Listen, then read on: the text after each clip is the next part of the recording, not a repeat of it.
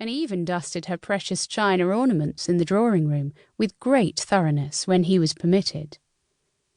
And when she sat up late doing what she called her accounts, he listened to the mounting chimes of the grandfather clock in the hall and wished she would go to bed.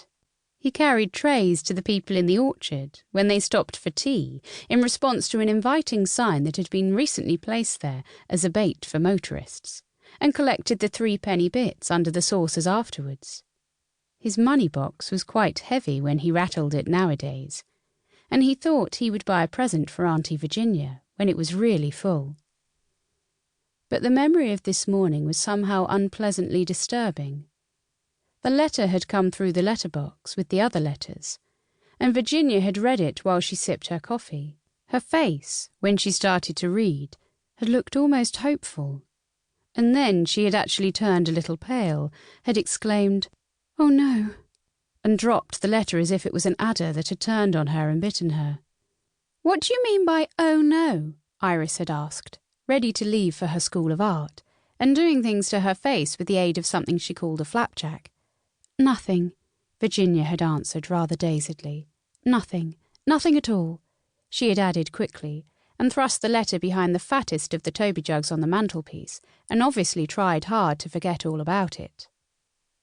But her nephew had not forgotten about it. As he sat, slowly masticating his peppermint and watching Bartholomew the cat edging his way along the summer-house roof, he fell to considering the matter in all its possible and least pleasant aspects. It could, for instance, have been a bill. Aunt Virginia did sometimes receive bills, usually, however, in buff envelopes with cellophane windows, and this one he had noted particularly had not been a buff envelope. Then she had looked quite cheerful before she opened it, and even if, as she sometimes said, she would sell the house if she got a good enough offer, the mere fact that she had received a good offer would not account for her cheerfulness.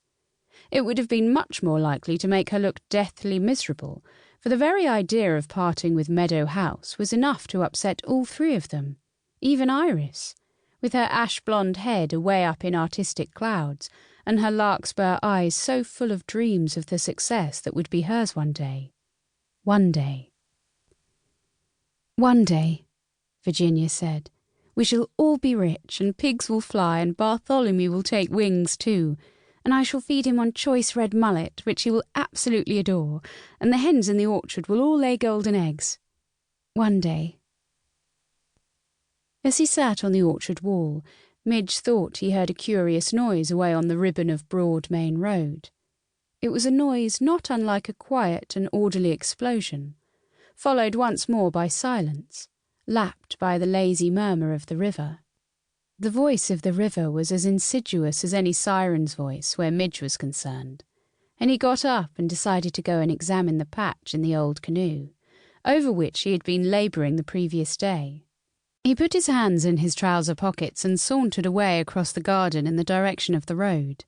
When he reached it, and the cool shade of the Lombardy poplars which bordered it, he followed the shade as far as the first bend to the river, and there, somewhat to his astonishment, he saw a man coming towards him, walking a little erratically, even zigzagging a little, as if he might be slightly drunk, rather like Ben Cheetham the postman on a Saturday night.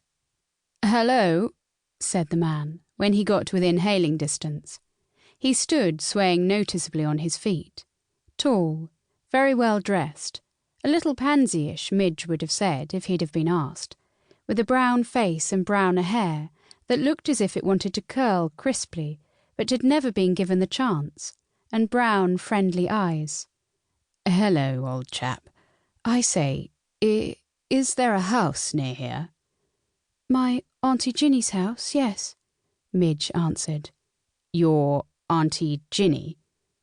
Although there was a strangely vacant look in the man's eyes, they smiled at Midge. "Only a few yards down the lane," Midge told him.